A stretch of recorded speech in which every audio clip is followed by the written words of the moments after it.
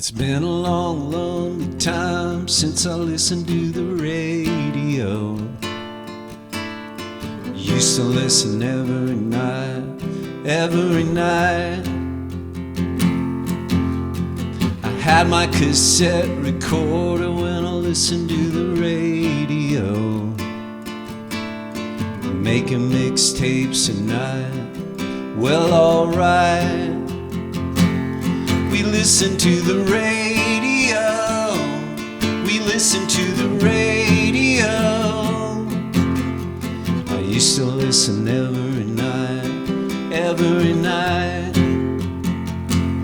We listen to the radio, yeah, we listen to the radio. Back when everything was alright, was alright.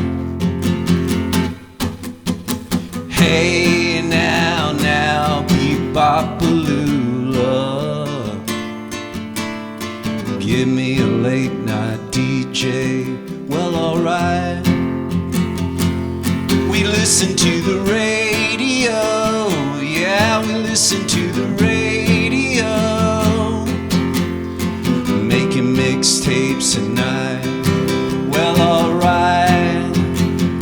We listen to the radio, yeah, we listen to the radio. Listening every night, every night.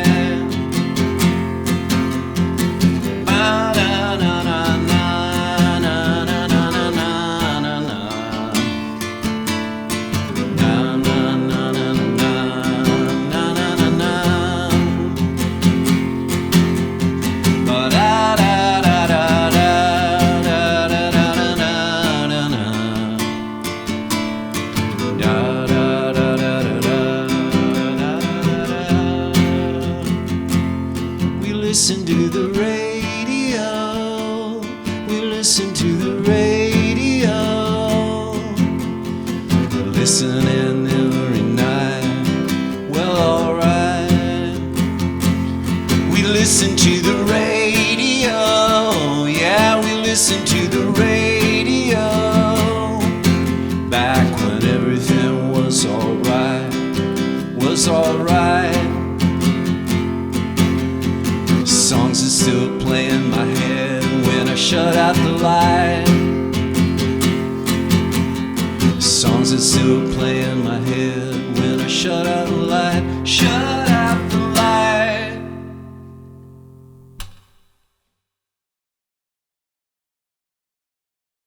Salim, oh my God, that was amazing. That performance was just Thank you. beautiful. It's just so good to be here. So good to see you. It's good to see you. Oh my gosh. It's been too long. It really has, man. It really has. But you know what? You look just as young as ever. You really do. Well, I know that's a lie. But No, no, not a lie, but all right. You're wearing glasses too. It is. It's true, you know, and they are prescription. I'd be pretty blind without them. Yeah. But I need to work on taking compliments. I'll rewind and go, thank you, Matthew. That's very kind of you. You're very welcome, And not my friend. make fun of myself. Yeah, I understand. I'm pretty bad with compliments as well. Like normally if someone compliments me post show, I'm like, oh, cool. Thanks. Yeah. You know, say something really awkward and silly and then move on to some other awkward exchange. So Yeah. I understand. But Well. thank you so much for being here. Thanks. As I was It's a saying, you pleasure. just performed in the studio and that was just honestly everything I needed today. It was just beautiful. It really was. So Cool. thank you for doing that. Yeah, my pleasure. You know, and for those of you that don't know him, Salim is kind of a musical treasure here in North Texas, a storyteller, and a man of many hats in the music community as well. So we're really grateful to have you here today. If you wouldn't mind, I'd love to dive into the topic at hand. Let's dive in. Going right in, Matthew. Let's talk about the Nourallah Brothers. Nourallah Brothers. It's a reissue, correct? It is. I brought a copy with me. Oh my gosh. Of this beautiful record that we've Ooh. yeah, it's I'm the bigger one. That's my brother Ferris. And this was a photo taken by my mom way back in time in the 70s.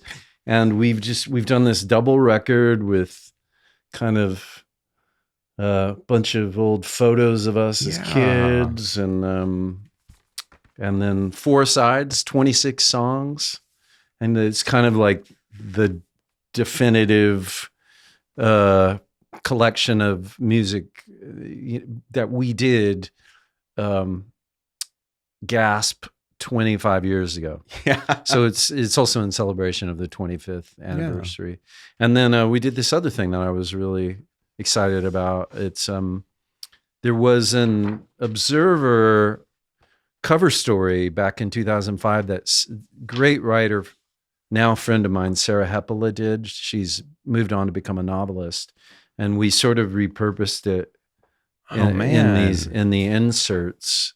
So people who don't know that is so cool. Our story can kind of read that. So it's just what I love about vinyl is the opportunity to give people this experience where they can sit down and immerse themselves. Like they have a story to read, they have all this music and pictures, and it's kind of what I expect also as a fan of music, right? Vinyl. So no, I completely agree with you there. Like, as we were speaking a little bit, candidly earlier about the music industry and how we release music and why we do, we can tag back into that for a moment if you want to. Yeah. Because I agree with you. I think we as artists release physical media, be it a cassette tape, a CD, a vinyl, with super great intention.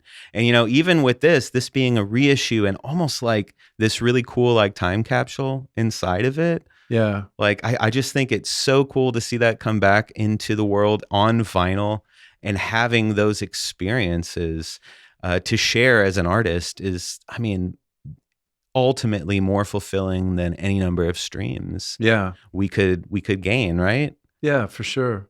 Well, back in the day when we made this, my brother and I, we never imagined it being a record, because records had become extinct at that point. And I think a big part of music back in the formative days had to do, like, vinyl is what made me realize that music wasn't just about the music. It was like about art, and the art was realized in these records. And everybody knows this, but I'm a big Beatles fan, and that was one of the big messages that came through the Beatles music. It wasn't that these records, of course they were filled with great music, but it was like the whole experience. It was the visuals of them as a band. It was the art. It was just the entire package. And I think when you take this away, when you take records away from me, I'm kind of left with my motivation sort of sinks to, we're just going to put things on Spotify. So so the fat cats can get richer, and then we don't even have this thing to experience. Yeah. So absolutely. I've really kind of just thrown myself 200% into finding ways to continue to make records, because they're expensive, and it's so expensive. There's a lot of detail that goes into getting them right and getting the pressing right. And I'm sure we've all had experiences with pressings that didn't meet our expectations. And when that happens, you're kind of stuck. Yeah. So it's not for the faint of heart. No, for sure. I do think that, the payoff is immense. I could not agree with you more on that front. Like, truly, like I'm a nerd for vinyl, and I always have been, even as a music fan myself. Also, diehard Beatles fan. So I'm with you right there. High five across. Yes, right. Like, well, what's your go-to record? I have to ask. My go-to record's the White Album. Okay, and that was. It's got it all. Full range of emotions being explored, fun songs, sing-alongs, and then scary Helter Skelter, as we all know about. And then there's this whole acoustic side, that represented by Julia and Blackbird and I Will, that that still people have yet to put a tag on it, because it's not folk rock. It's not, but it's like acoustic based music. And I think that there's a lot of that influence to be found in Nourallah Brothers, certainly in my music over the years. Yeah. And it's also, people love labels, and they love being able to go, oh, well, you're old country, or you're, you you indie fit in pop, this box. yeah. And I've found that that's still one of those thing. It's hard. Like, I don't even really know where Nourallah Brothers fall, as far as putting in the box of what it is. Sure, yeah. So, I mean, just listening to it today, like I told you earlier, I'd listened to it when you had first announced that you were dropping it, and I thought it was just so impressive. And this morning I went back and listened to it all over again. And, there are moments where it reminds me of an era of also Silver Jews and Pavement meets I love that. the Beatles. Yeah. It has some really wonderful stylistic turns that just kept me interested, honestly, which, it made me feel like it was an experience. Mind you, I did listen to it on Bandcamp. Yeah, but, well, that's, either way, I could only imagine hearing it on vinyl. It's, for me, when I put on a vinyl record of any artist that I admire, it's from that very first pop, when that very first moment, when it all begins, that it's an experience, from start to finish. And this is certainly one of those. And, going back to this beautiful, beautiful record, why don't we talk about how y'all recorded it a little bit, if you don't mind? Well, back in the day, it was recorded on, which now obsolete technology, was 8-track mini disc. But we were thrilled because the only cats that had recording studios at that point, during those days were like Tom Petty or Bob Dylan, or the really rich guys. And the only way to get in a recording studio was to be signed to a label. And we eventually graduated to a 16-track digital Yamaha machine that spit out your mixes on CD. And my brother left Dallas about 8 years ago. He's in Manila now. Wow. It's a long story, but he left behind 3 boxes of CDs, and they almost got chucked in a dumpster. And I was like, no, I'm going to go through those someday. Yeah. And they sat and sat and sat. But last September, my brother and I had this reconnection, and we started really reconnecting over our music. And I got caught up in the idea of what if we go back and give, these guys some love, because, it was pretty tough. I'm sure. Yeah. And part of that was, I started sifting through these boxes of music that my brother left behind, and it was incredible. It was like a treasure trove of discoveries. Yeah. I ended up finding about 5 albums worth of unreleased material. Some of it solo Ferris stuff, some of it Nourallah Brothers, some of it unfinished songs of his. And as I was doing that and sharing that with him, and realizing that one of the cool things about now that was different than then is you can release it all. Yeah. You can put out singles. And back when this was done, there was no putting out singles. Yeah. You had an album or you had nothing. Yeah. And so we started getting excited with the prospect of releasing some of this music. But as that was happening, another thing, a friend of mine who you may know, Evan Weiss. Oh, yes. Trumpet player. Yeah. I had Evan come over play on a song, and it was a mix of one of my brother's songs that he was always putting fake trumpet on the tracks, because he did everything himself, and he had no money to hire session musicians. Right. Yeah. He was always hearing trumpet parts and string parts, and they'd always be fake. And I thought, well, it'd be really cool to have Evan do this real trumpet part. And Evan said, well, you can separate the tracks now. I was like, what? What are you talking about? What is this nonsense? He said, no, look. And he just got on his phone and he used this app and he separated the instrumental track from the vocal track and sent it to me. And it was just like mind. What? Because this is the other thing like that we could have never imagined. Sure, so we're yeah. hearing all this AI this and AI that, and it's lumped under AI technology, but it's ultimately what I guess, as I started learning more about it, it's basically ties into what Peter Jackson and the Beatles, this new Beatles track had been doing. Yeah. So I started in earnest taking some of the best tracks that I'd found, separating out the vocals, and then now I have a track that I can be part of with my brother all these years later. It's okay. You can call me Paul McCartney. He's still alive. He's still alive. And so this song we listened to the radio that I played, which is the new Nourallah Brothers single, is actually a song that he wrote 20 years ago and recorded.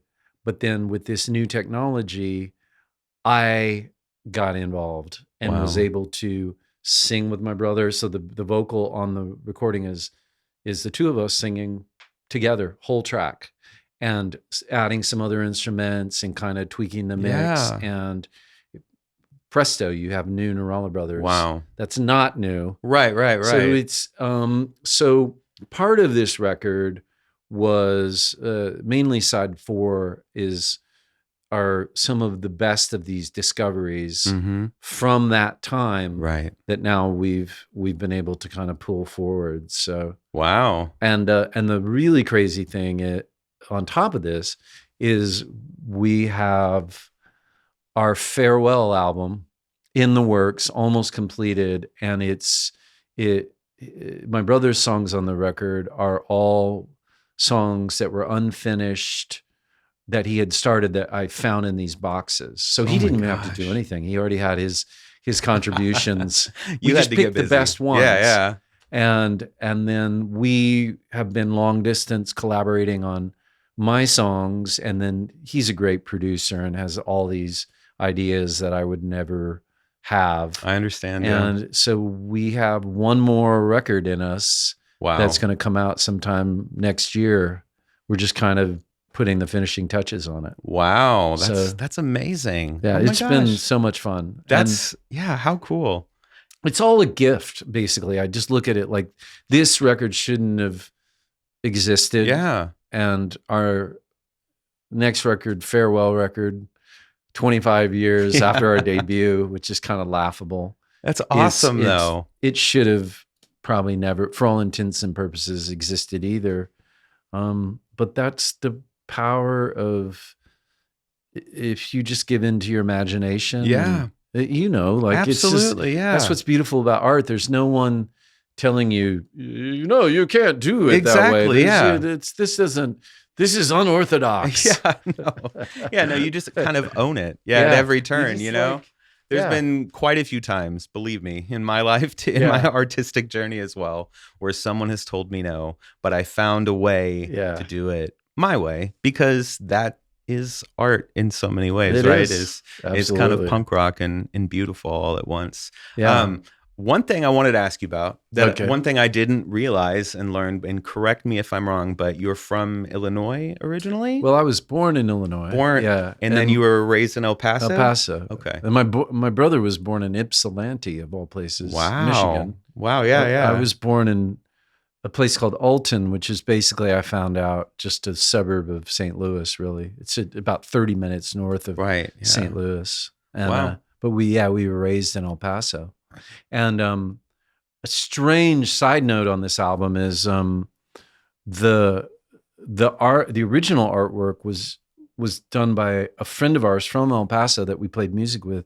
His name's Bob Schneider. Oh, no kidding. And That's awesome. And I haven't seen Bob in years. He did this really cool thing where he used tape and like there's like a hair here and like the nicks and like there's a piece of tape coming up on the back and like it had like this really cool vibe. But on CD, on the CD version that he designed, you really didn't get the sense of the textures and the kind of like what he did with it. So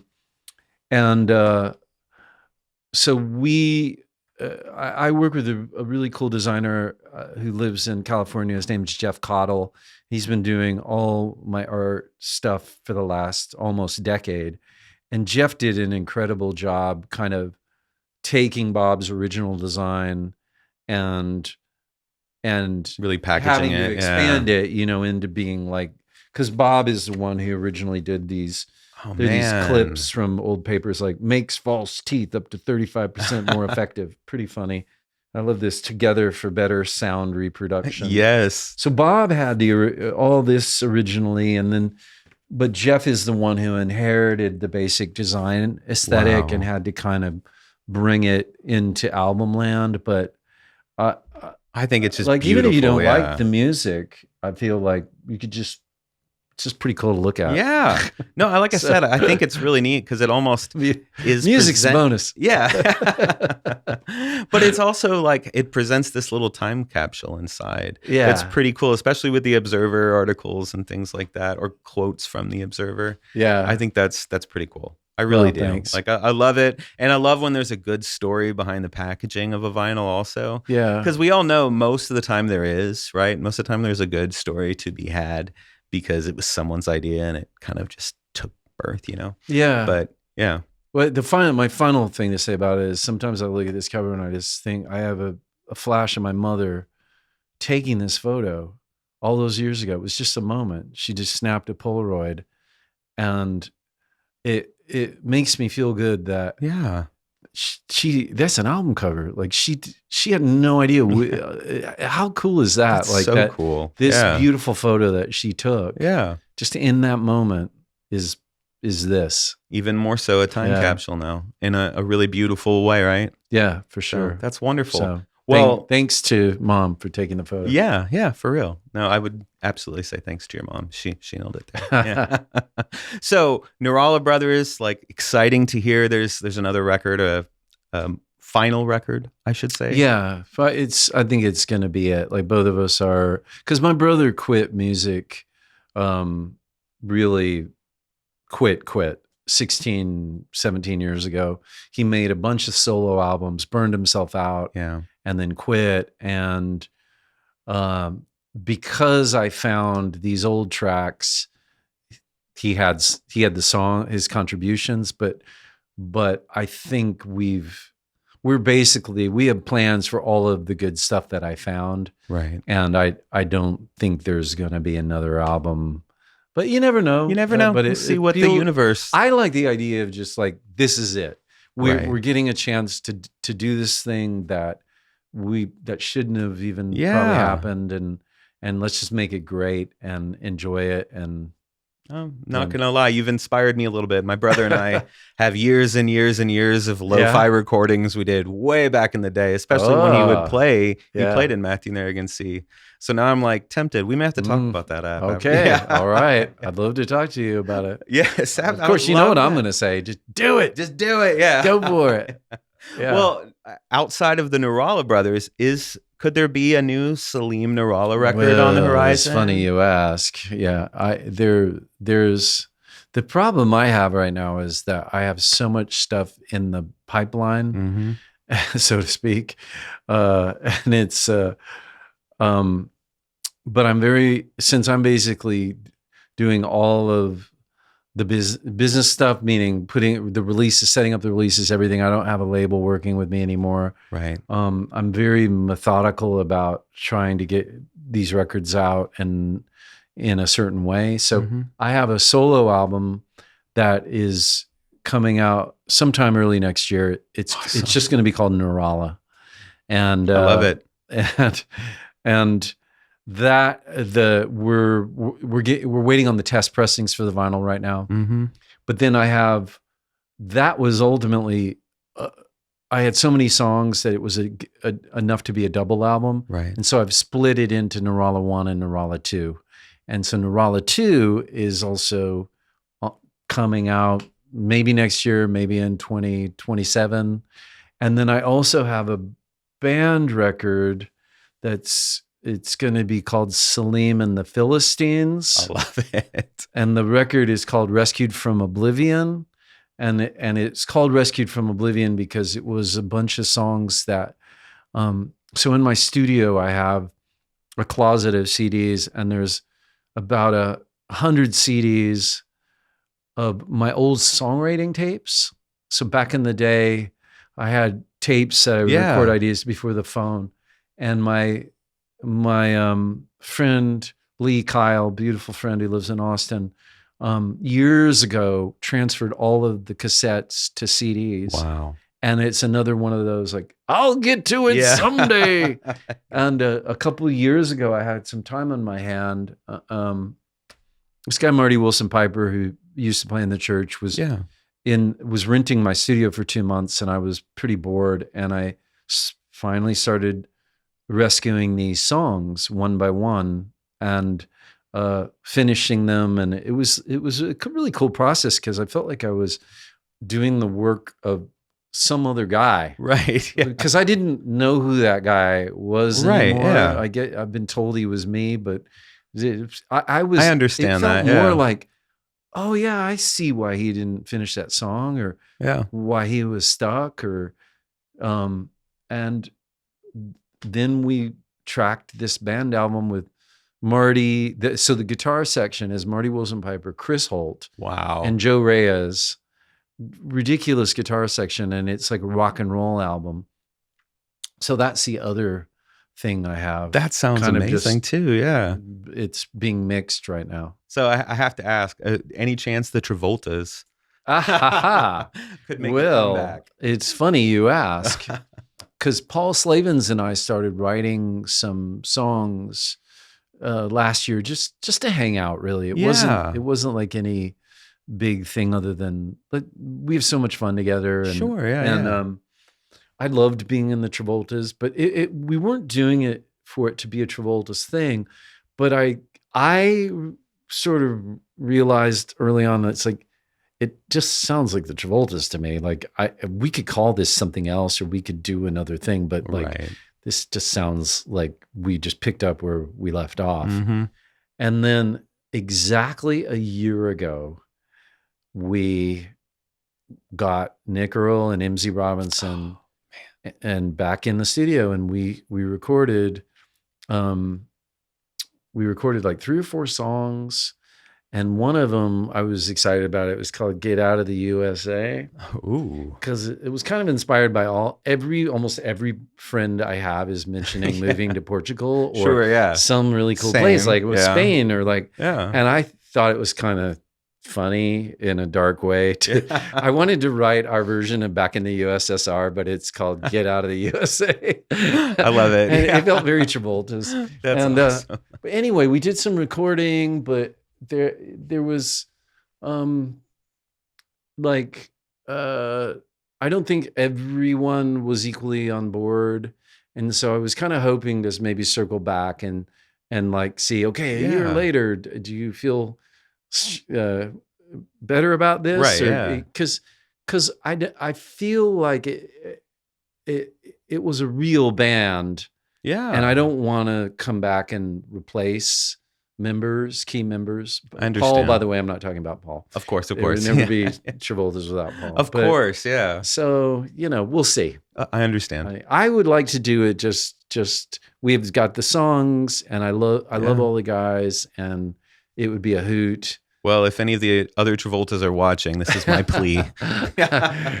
Or you know who you are. Yeah, Well, since we're talking about let's dive into talking about the local music community for a few minutes, if you don't mind. Yeah. I would love to hear, one of my favorite questions to ask is, who is inspiring you these days, locally speaking? I know that's a big question because there's a lot of talent here. Well, and everyone kind of inspires at different times in different ways. But what's an experience you've had in recent months? Well, before I answer who's doing it now, I will say that I have always been a diehard believer in Dallas, in Metroplex music, Dallas music, whatever you want to call it. Absolutely. There's so many ridiculously talented people that I've encountered over the years. I fully agree and with you also there, some of the most humble, world-class talents, but humble to a fault.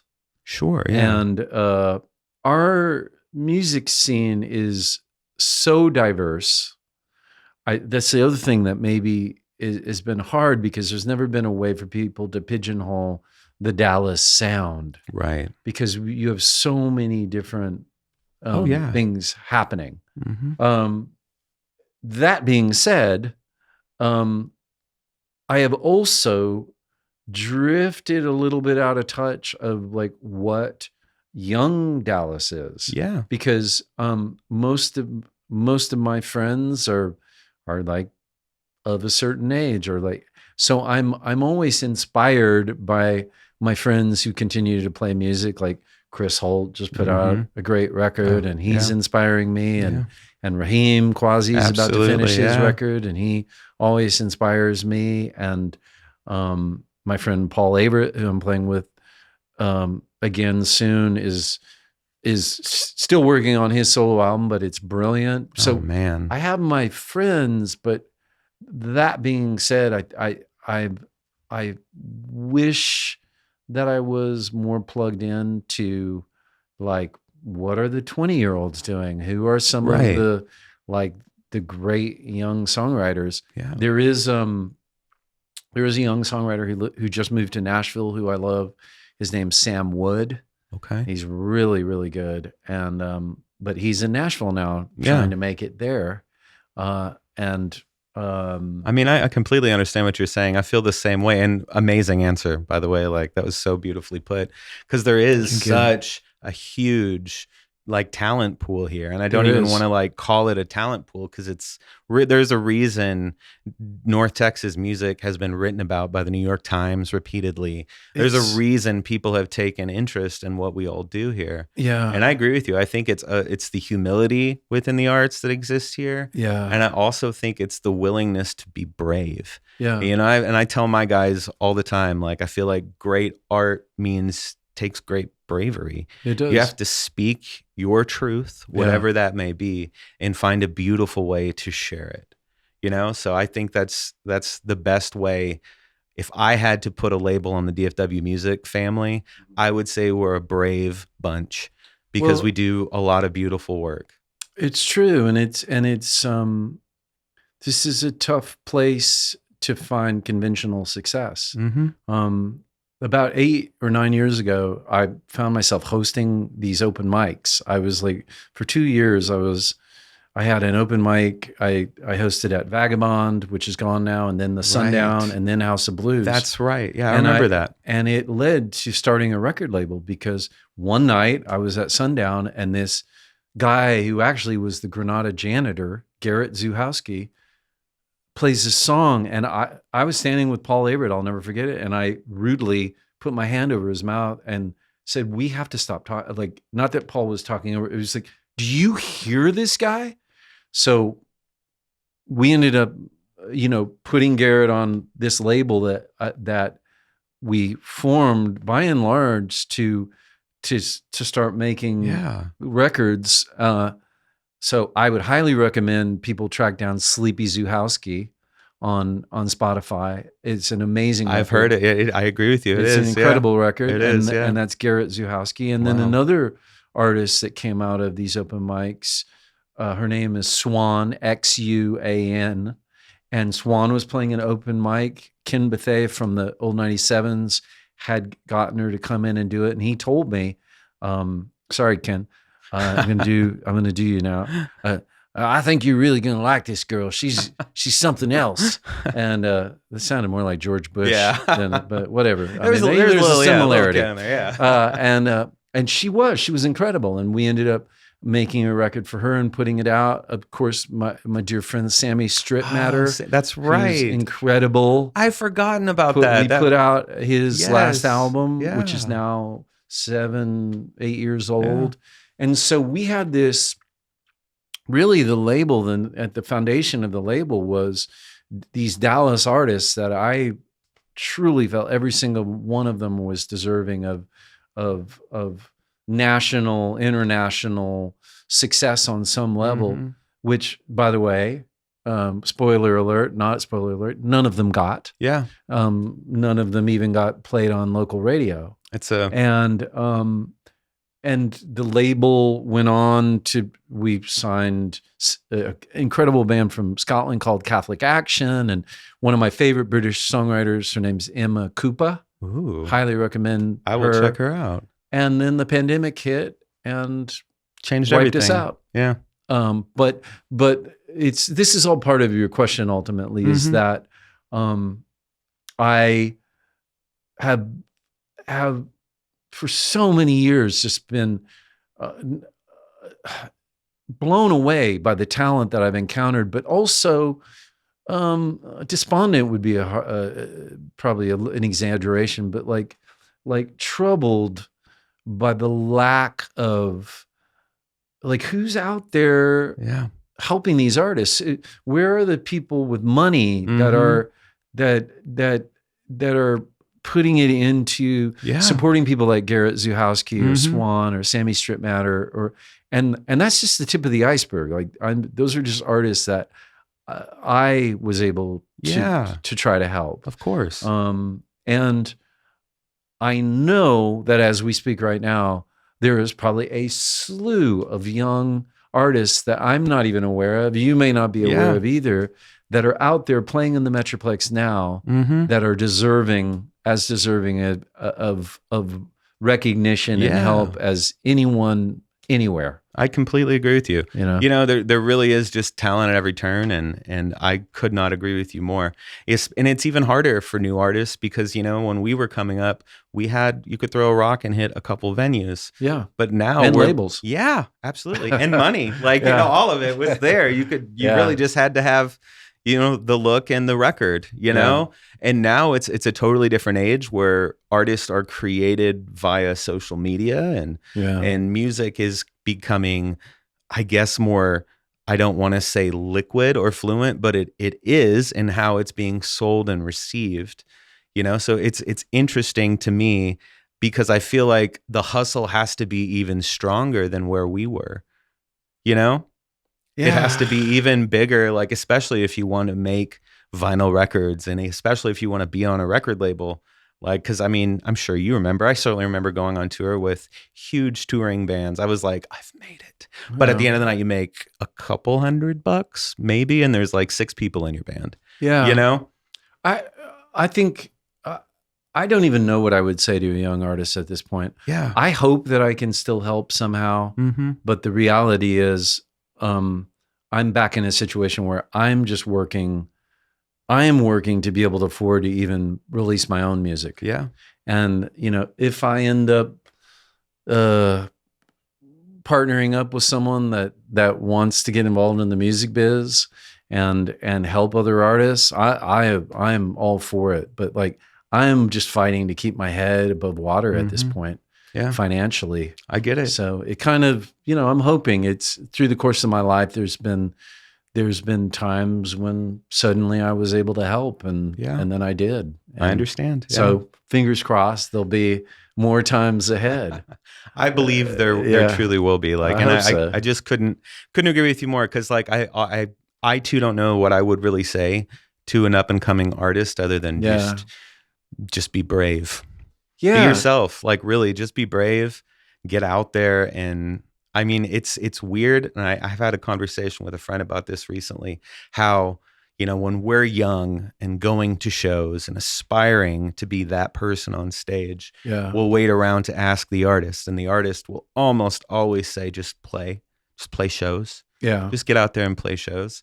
And I feel like that's still relevant while being irrelevant at the same time, because now that performance can be brave in different ways, you know? So go sell yourselves, artists. Yeah. You know, go Yeah. be your weird, lovely selves. I think that's probably what I would say. Yeah. But, That's a good thing yeah. to say. But yeah, Salim, it has been a delight Thank talking you. with you and catching up with you today. I'm still just floored by your performance and the beautiful reissue of the Nourallah Brothers LP. Like, everyone should rush out and grab a copy. I believe it's on your Bandcamp. I bet it's on your website. It's only available through our Bandcamp. Yeah. That's awesome. That's Yeah. awesome. Well, brother, I just can't thank you enough for being here with us. Thank you, like, Matthew. truly, it's just been a pleasure. Great seeing you again. Great seeing you.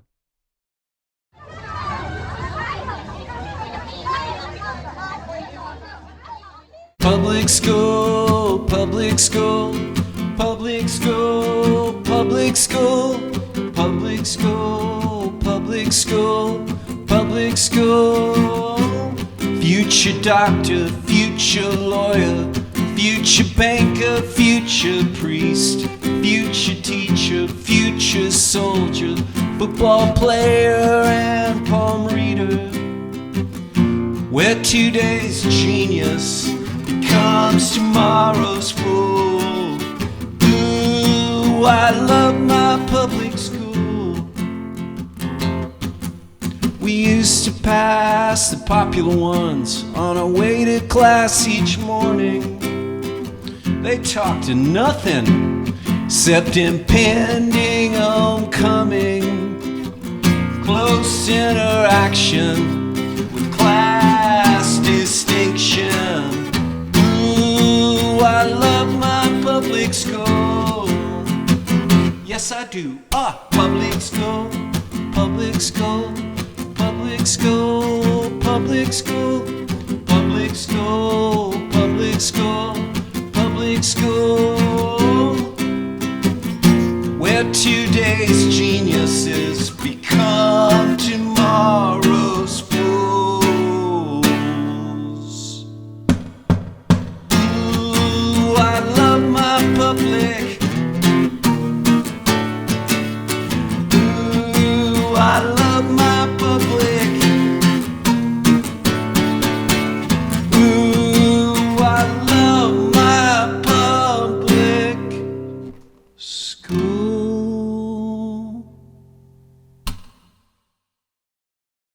Thanks for watching this episode of Highland Soundtracks. If you believe in what we're doing, showcasing local and national artists, please subscribe to our channel and help keep the music alive.